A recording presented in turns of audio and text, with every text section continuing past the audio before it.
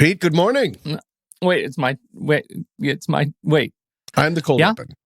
Hi. Do you want to start over?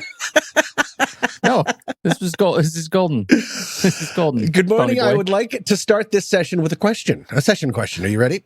Oh, good. A session. Yes. Have you ever heard of the white bear problem? Is that like a Sasquatch problem? I was going to say, do you want to take a guess at what the white bear problem is? I'm going to say it's a Sasquatch. You're saying a Sasquatch, famously not white, famously not, I guess, bear related. Is a Sasquatch the same thing as a Yeti? Only because I just watched the Bobo and there's a reality show about hunting Sasquatches. Oh, and right. They say things like, keep it squatchy. And Ew. they do the Toledo cry. I remember seeing the trailer Sasquatch. for that, and they're like, I think there's Sasquatches killing people out here. Yeah. That or the incredible amount of drug dealers that are in the woods in the second half exactly of the trailer. It. I was like, 100%. Sasquatch isn't real, and it's just drug dealers. All right, what are we talking about again? The white bear problem. So now that I've said the words white bear a few times, I would like to try an experiment, a thought experiment, if you will. Take a deep breath, let it out, and now, whatever you do, don't picture a white bear in your mind. Don't let one white bear in there. Clear it. Get all the white bears out. No bears, no whites. No whites and no bears. How did you do? Terribly. Every thought that came into my mind was a white bear having tea with a Sasquatch. So, perfect. But granted, that's terrible. Like, that's in your top 5 things to think about anyways. What? Yes, that's going on a shirt. What are you doing to me right now? This is a phenomenon which was officially studied by a social psychologist. I don't know. I guess that's a psychologist that likes to schmooze. Named Daniel Wegner in 1987. Other than the white bear problem, I'd always thought it involved pink elephants for some reason. That comes from something. It's about, its smart name that I've never known until now is called the ironic process theory. And its concept is something that we who suffer from anxiety know very well. Ironic process theory is the idea that conscious attempts to suppress thoughts make them more likely to surface. And of course, we know a lot. So, for instance, if you have something you're worried about, you can try to bury it in your mind, and it's often unsuccessful. You just said the word berry, and in my head, it was spelled Beary.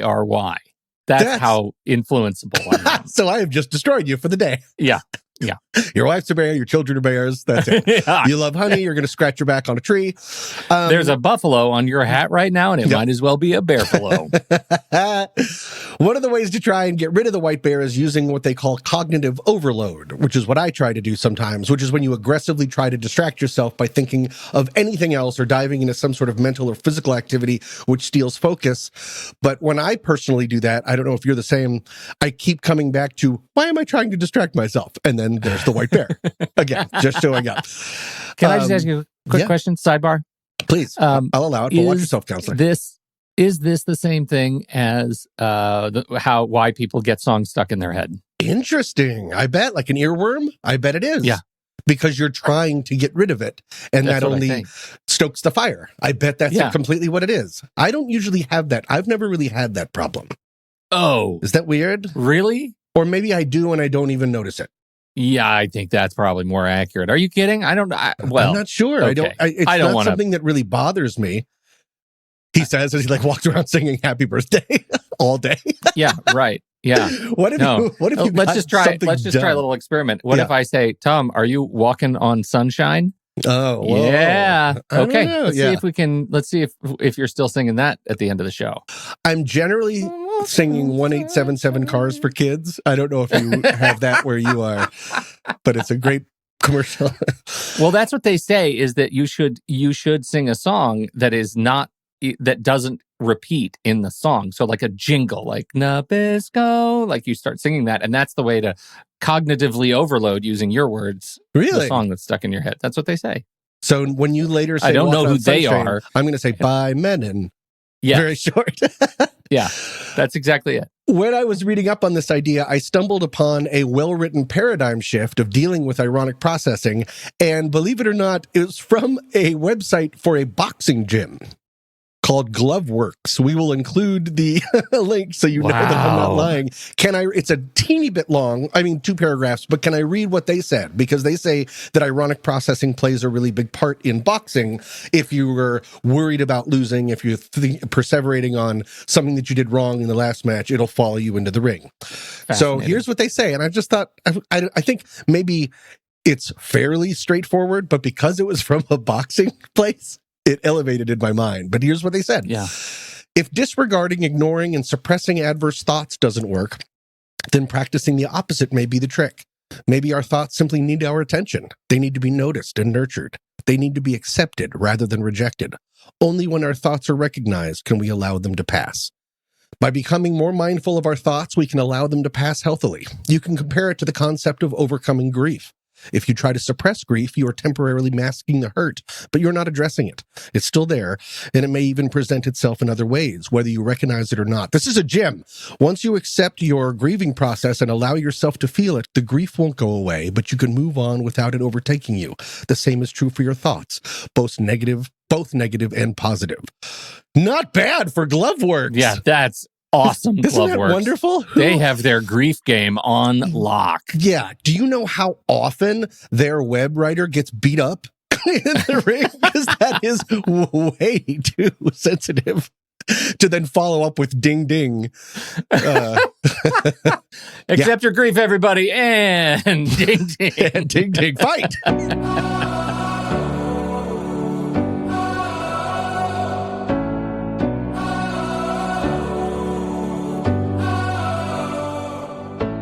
Welcome to What's That Smell, a sometimes funny podcast about humans and their anxieties. I'm Pete Wright. And I'm Tommy Metz III. And each and every week, we drag one of our deepest, darkest anxieties into the light to share it, learn about it, and hopefully laugh about it with all of you. Reach out. As always, you can visit whatsthatsmell.net, and there's a button right at the top that says share your anxieties with us. It probably says something different, but you'll get it.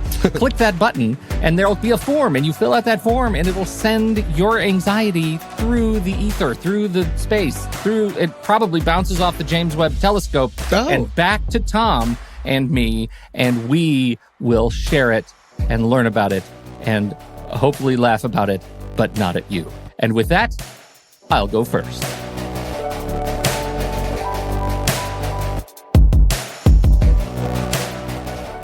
Tom, hi. Hi, friend. It's my turn to start the show. And I have to tell you, I'm coming to what's so funny. There's nothing. I said nothing funny yet. There's nothing funny. Sometimes it's funny. This wasn't it. No, but I feel like you're introducing things like a robot would. It is my time to start the show. It is my turn to start the show, Tom. Look, here's the thing. We've done this already. And when we did it the last time we did it, and it was weeks ago, you've now traveled to the woods. I don't know, chased some children down a beanstalk. I don't know what you do when you're in the woods. We did this one, and then you left, and now we're back, and we're doing it again.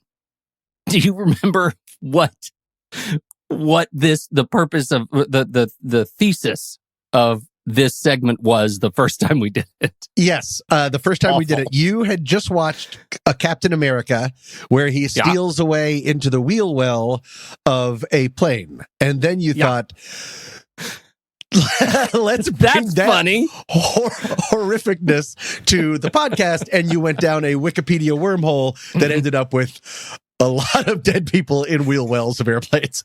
Yeah, it was all about dead stowaways, even to the point where, and it was all that, like, I couldn't stop thinking about people hiding in, like, stowing away on things, whether it's planes, trains, but it was really about that wheel well thing. And I started thinking, can you get into a wheel well? And I don't know, like, I just couldn't let that thought go. And you know what persevetive thought spirals are, what they are. But the research, I thought, maybe I'm going to bring this to the show. And if anyone can make this funny, it's going to be Tom. Like, Tom can do anything. Tom can do anything. He's my hero. You found my kryptonite, which is dead children in wheel wells. I did. And nothing exemplified that more than when I shared for you the Sydney Herald whatever newspaper clipping called the headline "Death Dive from Sydney Airliner," where the landing gear opens and somebody falls to their death. It was awful. It was awful. It was rough. And I remember my favorite part from it. And again, in case anyone's confused, this is now we're talking about a lost episode of What's That Smell segment. That we are our lost segment where you said finally, so are you going to yes and me? And I said, I'm sorry, I don't have a tight five about dead children.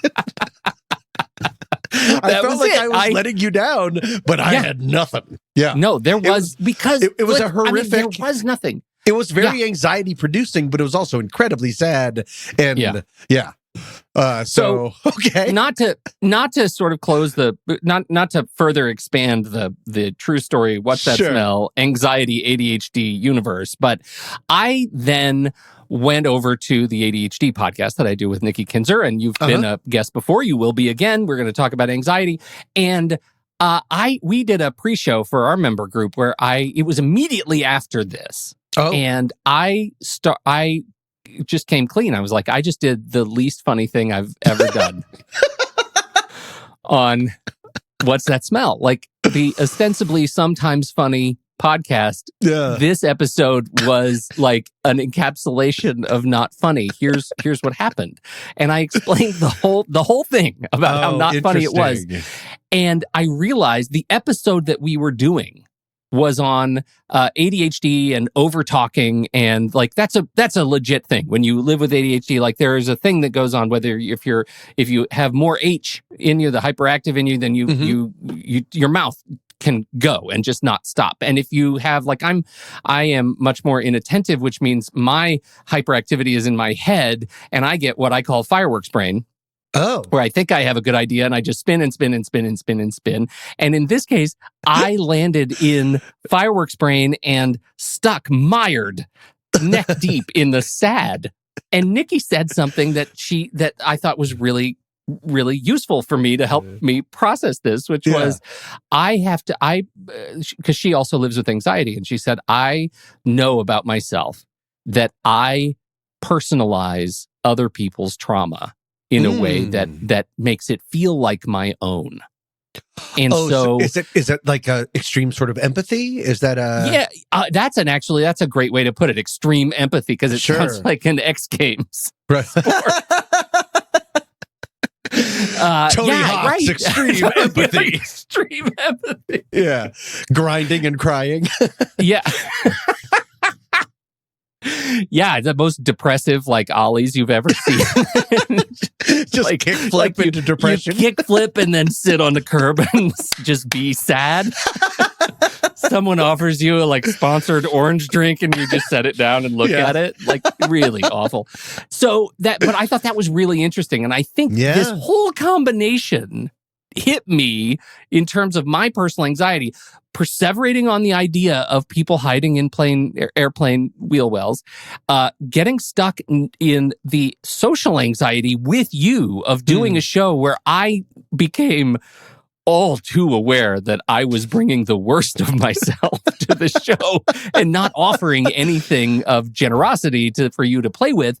And then I was legit stuck in the sad. I had personalized all the trauma of these kids who are dead because they were trying to escape horrible conditions, and hid in an airplane well. So I offered this segment for two reasons. One, it's about me and not about the trauma of other children. It's about me stuck in my sad head fireworks brain. And as an apology to you for not being able to live up to the really low bar that this show has set. And now I have to ask you, how does this hit you? This idea of taking on others' anxiety, extreme Tony Hawk empathy. Right. Does that mean anything to you? It definitely does. I am very I see myself or old parts of myself or older versions of myself in other people, and that can be extremely hard. Sometimes if someone is like, say, awkward at a party or having trouble getting, entering a conversation, I usually try to help that person.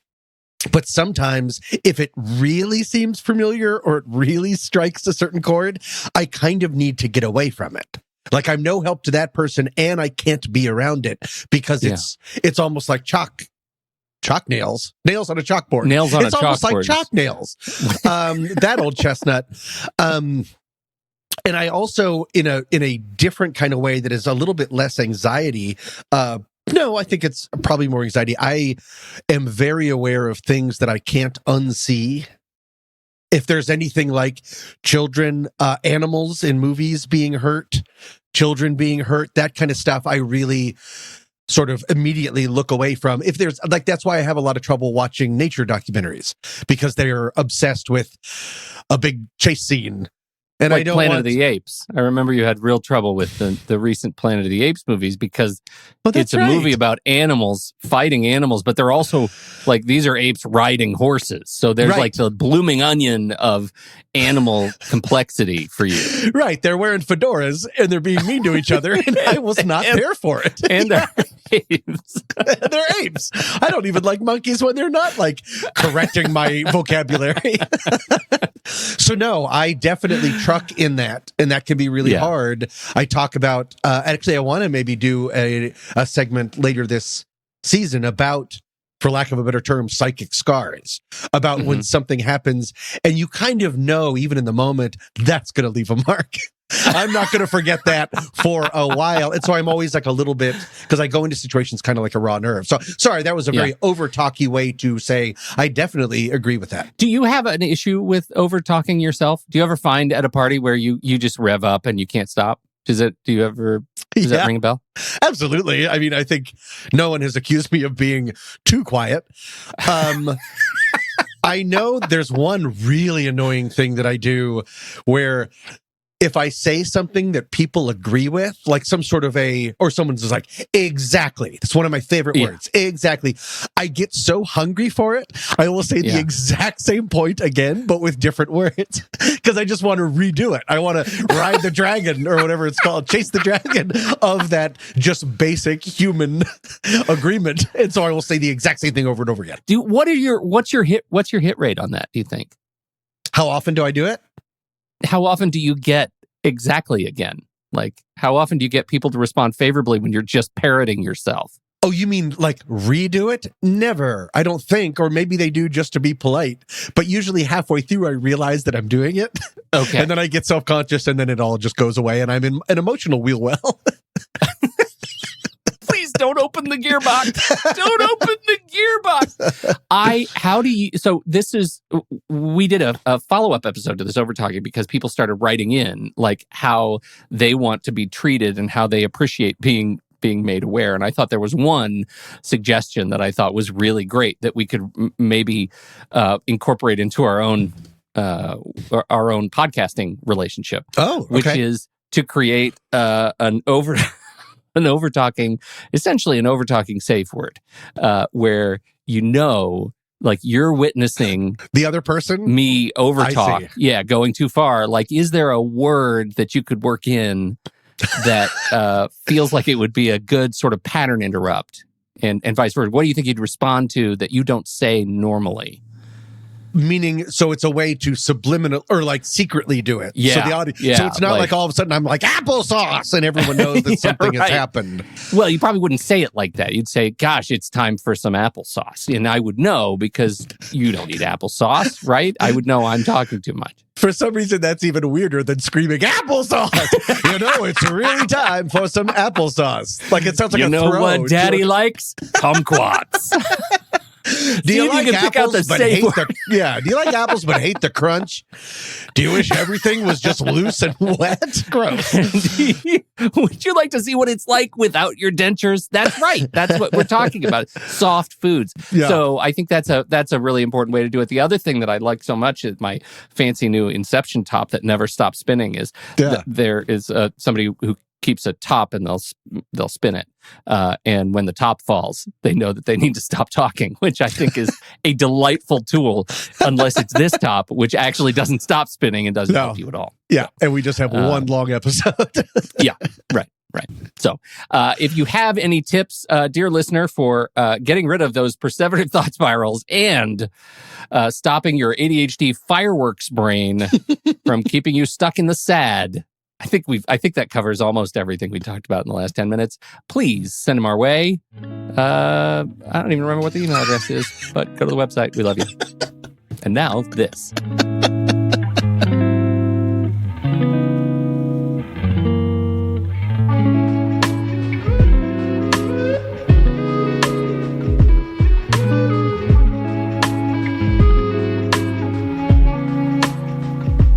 Think of a thing.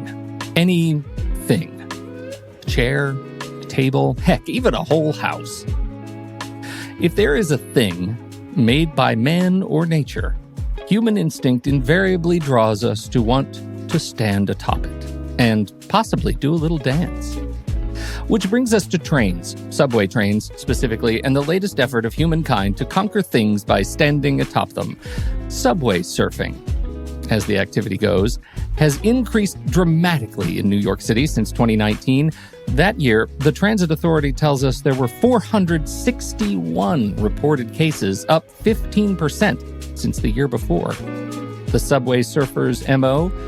To ride the train not as a casual strap hanger inside the cars all civilized like, but to hang from the back of the train or climb on top of it, running the cars like an old hobo, but armed with a cell phone and a TikTok account. The problem with subway surfing, stowing away on the train, as you've probably already realized, is that subways run through tunnels. I won't go through the grisliest of details, but if your imagination is anything like ours, you get that much like a high jump abhors a low ceiling, a subway surfer abhors a bridge.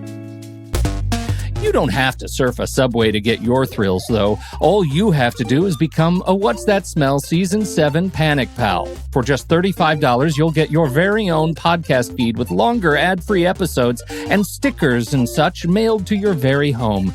And if you ask nicely, your postal service worker might just throw it up to you on your roof, upon your house, which you, human, have conquered.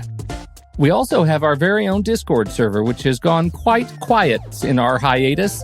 Will you be the one to light the spark? Let's find out. Visit whatsthatsmell.net to learn more. Thank you for your support. PETA, submitted for your approval. I would like to tell you a tale, and guess what? It's harrowing. Harrowing. It's very harrowing. This happened when I was back in college. I was walking across campus and I was running late for a class. The class was an honors course I was taking, which was this really weird hybrid of science and architecture that is too difficult to describe. One of the reasons it was so hard to describe is because I had skipped a lot of the classes and was falling way behind. There was a huge exam coming up and I was very unprepared, and I needed to try and convince the teacher that I needed more time or extra credit or something. And I was running late because I couldn't find my locker, your college locker. And when I did find it, I couldn't remember the combination to get it open. And the locker was where I kept my schedule for the week and also the room numbers for all my classes. So I couldn't remember which building and room my class was in. So I was just walking in and out of buildings, passing classroom after classroom of all these people who knew exactly just where to go and what to do. And I was just lost, and it was getting later and later. And I knew I was going to fail the class, and my parents, especially my dad, would be really disappointed in me. And do you know what happened next? I assume you have a guess. You woke up. I woke up. Exactly right. I have been having this same anxiety dream for decades. Have I ever told you about this dream before? I think you have. Maybe, but we haven't. I think we've had this conversation. Okay, because the most fascinating thing about it, which I've maybe been, is that I've been building the same anxiety campus all of this time. It keeps stretching and getting bigger, but it's always stays the same as it grows bigger. So I just keep walking through. Just like a real campus, they get endowment funds. And yours is like an anxiety endowment fund. You get a new building here and there. It's just like... I shouldn't be putting let's go to the athletic center. They put spikes in the bottom of the swimming pool. Good luck. It's the best that I can tell. It's a mix of my old school Fairview, hence the lockers, CU of Boulder, go Buffs, and Georgetown University, where my mom used to work, and I used to visit her a lot at work. And there's a mountain in the campus with an In-N-Out burger built into the base of it. I've never gone into it. There is. But I walk by it. Anyway, we've touched on dreams before, but I wanted to spend some more time on it. Anxiety dreams in particular, because it's surely something that everyone can relate to. So Pete, I think you've talked about it before, but what is your walk with anxiety dreams? Do you have the same one? There's usually like 15 that you can pick and choose from. Falling, drowning, being lost, can't find things, stuff like that. Running late, naked at school. Yeah, no, those are it. But mine are more like TV seasons. So I'll have I'll have a set of dreams for 8 or 10 weeks, and I'll binge them. And then I'll be done, and I'll move on to some other anxiety dream. Yeah, I'll have the same dream night after night after night, but then it'll go away completely. Huh. So you like dream through it. Previously on Night Sweats. That's pretty. Yes, previously on Night Sweats. That's the example. It's exactly what happens. What's an example of one of them, if you can remember? Of course, now that we're talking about it, I could have told you exactly when I woke up this morning, because it was one of those. I woke up. I'm sure I woke up kind of tied up in my sheets, like I'd rolled over on the sheet and I was cocooned. And I remember waking up in kind of low-key hysterics. Oh, no. But I don't remember what the dream was that I was having. Like I was being eaten by something. Or there's one. Oh, here's one. That there is a creature like of the forest, like it's made of vines. I'm sure I'm getting this from like Vecna on Stranger Things, right? But it's made of it just rolls. Have you ever played? There's a Japanese video game where there's this little creature and it rolls around and just everything. Oh, you just suck everything up. It becomes, yes, I've seen it before on TikTok. Oh, well. All it does is suck up things that are alive. Ew. So it'll suck up all trees and plants and everything, and it'll leave an entire city. Like my whole neighborhood will just be a hollow, like concrete, everything organic gets sucked up, and the rest is just a shell of inorganic material. And I don't like that. That's the dream? It's like, that's the dream. And I'm running from this organic, hungry vine machine or vine beast, and I can't get away from it. All right. Well, I'm going to add that to my college campus. Horrific. Okay. I came across something interesting when I was looking up stuff about this. Would you think that people that suffer from high anxiety when they're awake, like us, suffer from more anxiety dreams? I guess. Yes. I would have probably thought so. The answer is no. It's a leading question. 100%. It's surprisingly no. In an article I found on Vice.com, clinical psychologist Dr. Michael Nadorf said that anxiety doesn't directly increase the frequency of distressing dreams, but it does heighten their severity.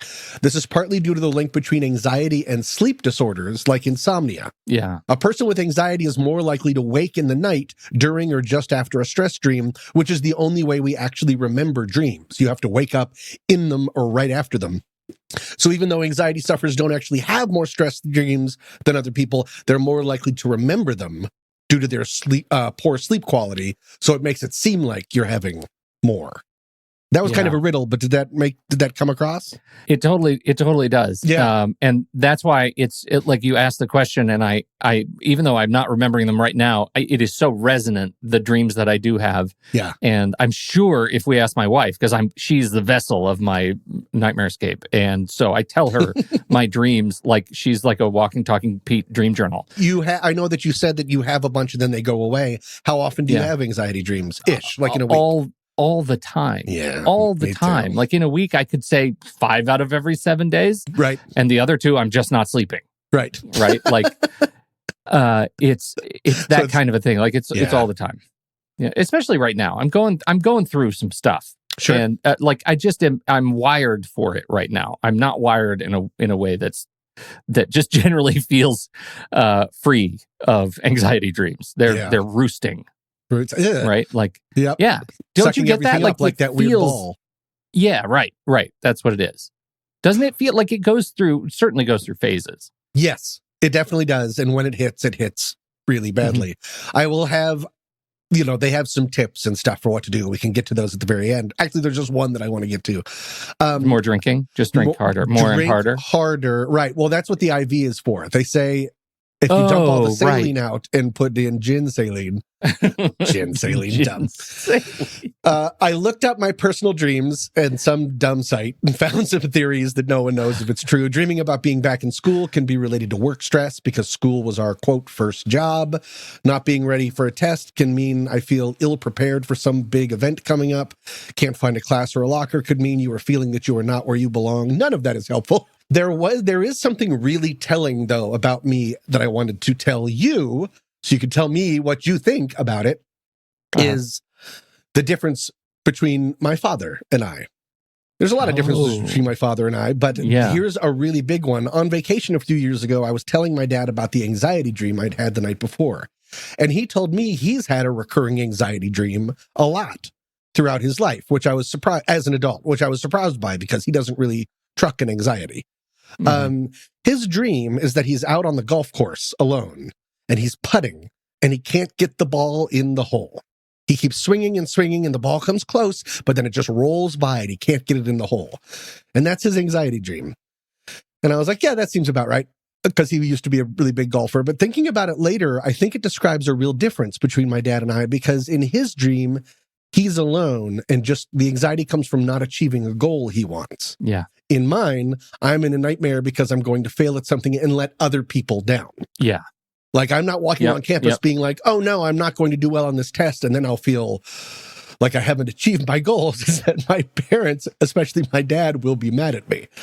And that seems like a kind of a pretty telling difference. Are you, because you're running from a big ball of arms and organic material, that's not, there's no letting people down in that. But I know that's something that you worry about. Do any of your anxiety dreams swing around personal, like social stuff like that? Well, I'm sure. But you know, when I'm feeling stressed, I think the greater experience is just like I'm getting lots of those chase dreams. Like I'm feeling overwhelmed and overburdened during the day and I guess that is sort of analogous to letting people down. Like I have too much to do for too many people. Sure. And that becomes the vine monster in my head that's chasing me. And, you know, it's easy for me to fall into that interpretation. Although I'm pretty sure like the specifics of the dream themselves, like don't really matter. I think it used to be what it was like Freud and Carl Jung, like they were big into the symbols. And my sense is, yes, my sense is that today, the therapeutic community pretty much says what it is doesn't matter. The experience of interpreting dreams can be just therapeutic and calming and give you a sense of control. But the specifics don't really matter. It's just the feeling that it evokes. Yeah. And there's another theory that I think about this all the time, that there's another theory that every person in your dream is another facet of you. So that everyone in your dream is really you, because they have to be you. You're the one creating them in some way, shape, or form. And I have often found that helps me to understand the kind of anxiety I'm feeling, depending on what the threat is that I'm dealing with, right? And so, you know, the vine monster is me. The vine monster is me. I'm running from it. That's me. The townspeople, the villagers, subtext, they're all me. All the subplots and relationships. And so what does that tell me about the experience I'm having, the kind of stress I'm living under? So when you're at the university and you're wandering around... I'm late for my own class. You're late for your own class. What if I got to the classroom finally and it was my father? Well, that would be very telling. What if the classroom was in a wheel well? What if it's all together? It happens to be on top of a train. Yeah. What to do if you're suffering from anxiety dreams? A lot of the stuff is completely what you would think. Regular sleep, talk about it with people, don't eat bedtime calzones, stuff like that. But there was one that I found that I thought was really interesting. I hadn't, maybe it's completely obvious, but I'd never thought of this. May I share it with you, Peter? Of course. Rewrite your dreams. Martin Reed, a certified clinical sleep health educator and the founder of Insomnia Coach, says it can be helpful to write down your anxiety dreams in detail. Then reimagine the dream so it's no longer a nightmare. This might involve rewriting large parts of the dream or just changing the ending. When you've done this, take time during the day to imagine and recreate this new dream you've formulated in as much detail as possible.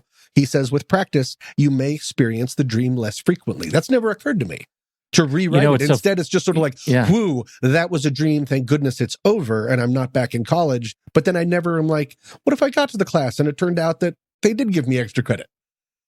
You know what I mean? What if the ball rolls over you and just gives you a high five and then continues on? Right. And it reminds me of what you just said, 40 minutes ago, right? When we started. Yeah. And like leaning into an earworm, right? Right. It's the whole idea of accepting whatever the experience is that you're having is the act of writing it all out and confronting it. Right. And not letting yourself forget it. And makes it harder once you make it a cognitive thing. I imagine it'd be hard to have that dream again, insofar as we, can't really control our dreams. Right. But you've fully, kind of, right? You've pulled the rug out from under it. You've brought it out into the light, like we do in this dumb podcast. Right. This is the only other thing that I know about dreams is that all of the things that you do to have better sleep that we've talked about apply to your dream experience too. That if you can manifest for yourself better, deeper sleep, your dreams will be less antagonizing. Really? So if you do the things, if you don't eat an hour before bed, if you actually wind down and consider meditating or do calming activities before bed, if you practice deep breathing, if you keep work out of the bedroom, right? Put your electronics elsewhere, don't get your notifications, all of those things can help you. And the other is part of that is making sure that your bedroom is the chamber for sleep. Like, don't spend a lot of time watching TV in the bedroom. Or like what you do in the bedroom is, get dressed in the morning and then go to sleep at night. And that your body should know that. And so those are the only things that I feel like I've internalized about sleep, and that will have a direct impact on your dreams. Does that line up with anything you know? That completely lines up. New idea. You know what airplanes are. You're obsessed with them. Clearly, you know what bedrooms are. What if we match them together and air pressurize a bedroom? Oh. Hashtag pressurize everything. Exactly. The little mask drops down from your bedroom ceiling. Yep, but only one because... Yep. And you always have to put yours on before you put one on your dog. A little snout-shaped mask. Snout-shaped, adorable.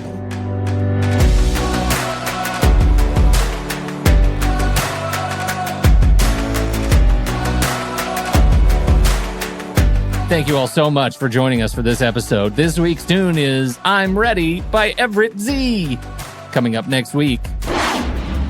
And I like that one person's like, you like Coke? Try bowling. You could always ask a computer. No, I know. That's how they get you. Every time. That's how they get you. Yep. Trying to get out, but it keeps pulling you back in, Tom. You know what I've never done in my life? The really slow turnaround. If I hear something behind me, I'm turning around. I'd like to rip the Band-Aid off. Not this, oh boy, I hope there's nothing on that branch. Oh, get a move on. Until then, I'm Tommy Mess III. And I'm Pete Wright. Thank you for downloading. We'll be back next week on What's That Smell?